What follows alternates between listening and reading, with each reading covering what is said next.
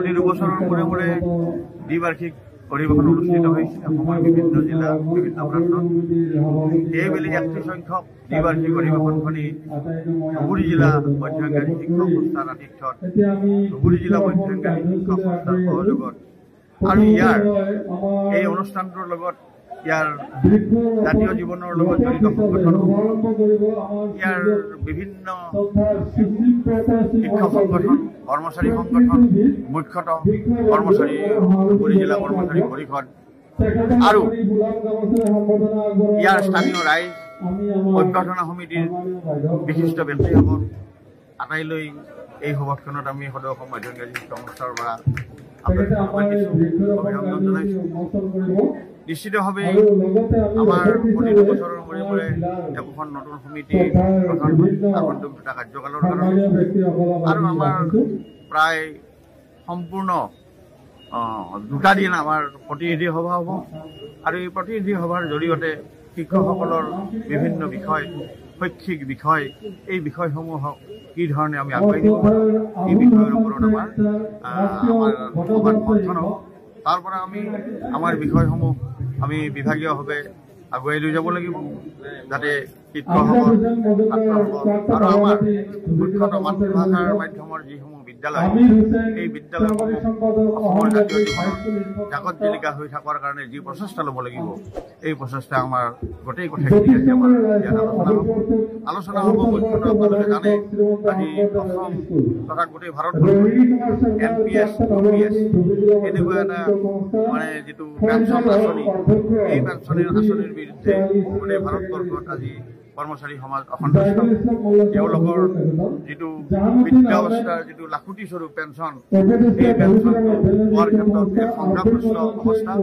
গতিকে ইয়াৰ প্ৰতিকাৰৰ কাৰণে আমি ৰাজ্য চৰকাৰলৈ কি ধৰণে আমাৰ পৰামৰ্শ বুলি কি ধৰণে পদক্ষেপ আমি ইয়াৰ পৰা লৈ যাব পাৰিম এই বিষয়ত নিশ্চিতভাৱে আলোচনা হ'ব। আমাৰ ইতিমধ্যে ৰাজ্য চৰকাৰে ১৭ চনত এই শিক্ষা ক্ষেত্ৰ আইনৰ জৰিয়তে বিদ্যালয়সমূহ একত্ৰীকৰণ কৰিছিল, কিন্তু বিদ্যালয় একত্ৰীকৰণ কৰিলে কিন্তু তাৰ পদসমূহ একত্ৰীকৰণ নকৰিলে ই এটা বিভ্ৰান্তিকৰ পৰিস্থিতিৰ সৃষ্টি কৰিছে।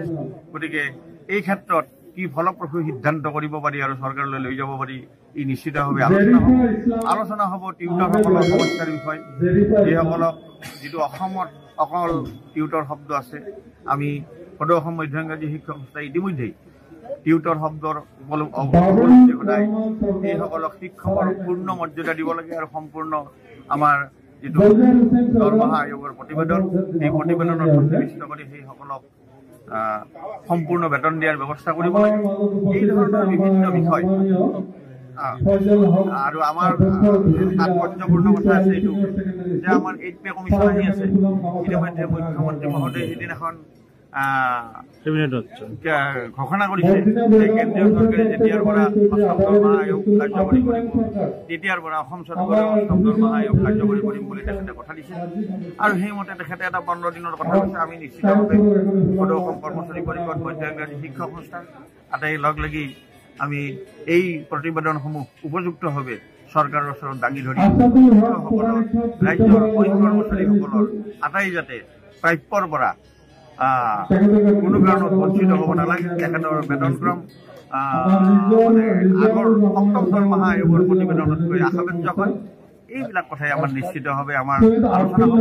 আৰু ইতিমধ্যে আপোনালোকে জানে যে যোৱা 29 তাৰিখে মাননীয় মুখ্যমন্ত্ৰী মহোদয়ে মুখ্যমন্ত্ৰী লোকসেৱক আৰোগ্য যোজনা যিটো অটল অমৃত যোজনাৰ লগত সংযুক্ত এই বিষয়টোত ইতিমধ্যে আমাৰ কৰ্মচাৰী পৰিষদ আৰু অন্যান্য সংগঠনেও একোখন হেল্থ কাৰ্ড দিয়াৰ ব্যৱস্থাৰ কথা মুখ্যমন্ত্ৰী মহোদয়ক বাৰে বাৰে কৈ আহিছিল আৰু এই কথাত মুখ্যমন্ত্ৰী মহোদয়ে সন্তোষ প্ৰকাশ কৰি তেখেতে ইয়াৰ ব্যৱস্থা কৰি দিয়াৰ আশ্বাস দিছিল আৰু সেই আশ্বাস ইতিমধ্যে তেখেতে বাস্তৱায়িত কৰিছে।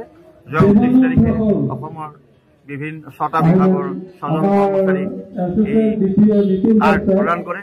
সৌভাগ্যবশতঃ সেই কাৰ্ড ময়ো মুখ্যমন্ত্ৰী মহোদয়ৰ হাতৰ পৰা লোৱাৰ সুযোগ পাইছিলোঁ আৰু অতি সোনকালে আমাৰ ডিচি অফিচসমূহৰ জৰিয়তে DDO-বিলাকৰ ওচৰলৈ এইবিলাক যাব কাৰ্ডসমূহ আৰু অসমৰ সমগ্ৰ শিক্ষক কৰ্মচাৰী আটাই এই কাৰ্ডৰ গৰাকী হ'ব আৰু নিশ্চিতভাৱে এই কাৰ্যসূচীখনে এই যিটো স্বাস্থ্য ক্ষেত্ৰত চৰকাৰৰ বা মুখ্যমন্ত্ৰী মহোদয়ৰ এটা বিশেষ প্ৰচেষ্টা যে কৰ্মচাৰীসকলক এটা স্বাস্থ্য সুৰক্ষা দিয়াৰ যিটো তেখেতৰ মানে মন আকৰ্ষণ এই নিশ্চিতভাৱে আমাৰ আটাইতে সহযোগিতাৰ মাজেৰে সম্পূৰ্ণ সফল হ'ব এই কামনাই আমি আজি নিশ্চিতভাৱে আলোচনাৰ মাজত আনিম। কোটিস্বৰূপ পেঞ্চন এই পেঞ্চনটো পোৱাৰ ক্ষেত্ৰত এক সংঘাতগ্ৰস্ত অৱস্থা।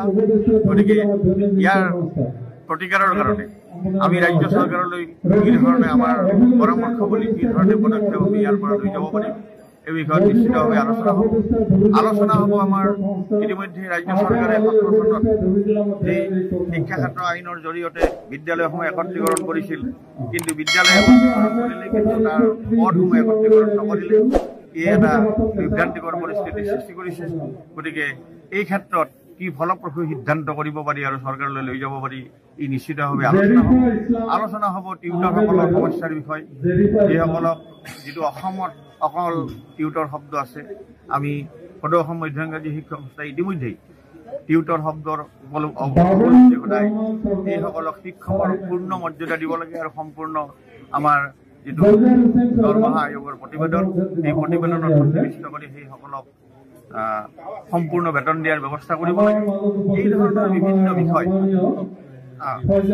আৰু আমাৰ তাৎপৰ্যপূৰ্ণ কথা আছে এইটো যে আমাৰ 8 পে কমিশ্যন আহি আছে। ইতিমধ্যে মুখ্যমন্ত্ৰী মহোদয়ে সেইদিনাখন ঘোষণা কৰিছে যে কেন্দ্ৰীয় চৰকাৰে যেতিয়াৰ পৰা অষ্টম দৰমহা আয়োগ কাৰ্যকৰী কৰিব তেতিয়াৰ পৰা অসম চৰকাৰে অষ্টম দৰমহা আয়োগ কাৰ্যকৰী কৰিম বুলি তেখেতে কথা দিছে।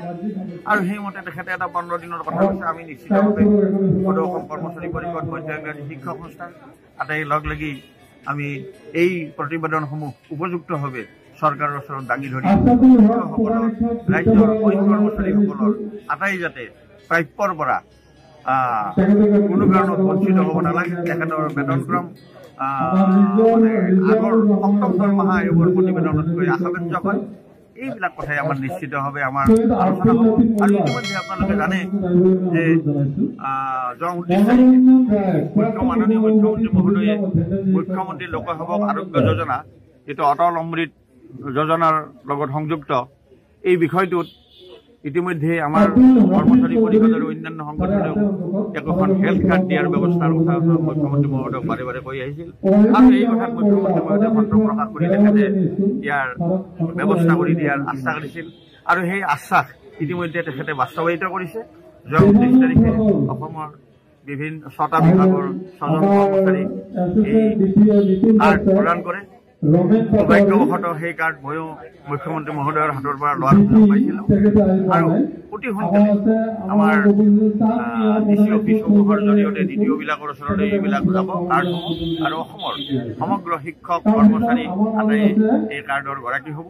আৰু নিশ্চিতভাৱে এই কাৰ্যসূচীখনে এই যিটো স্বাস্থ্য ক্ষেত্ৰত চৰকাৰৰ বা মুখ্যমন্ত্ৰী মহোদয়ৰ এটা বিশেষ প্ৰচেষ্টা যে কৰ্মচাৰীসকলক এটা স্বাস্থ্য সুৰক্ষা দিয়াৰ যিটো তেখেতৰ মানে মন আকৰ্ষণ এই নিশ্চিতভাৱে আমাৰ আটাইতে সহযোগিতাৰ মাজেৰে সম্পূৰ্ণ সফল হ'ব এই কামনাই আমি আজি নিশ্চিতভাৱে আলোচনাৰ মাজত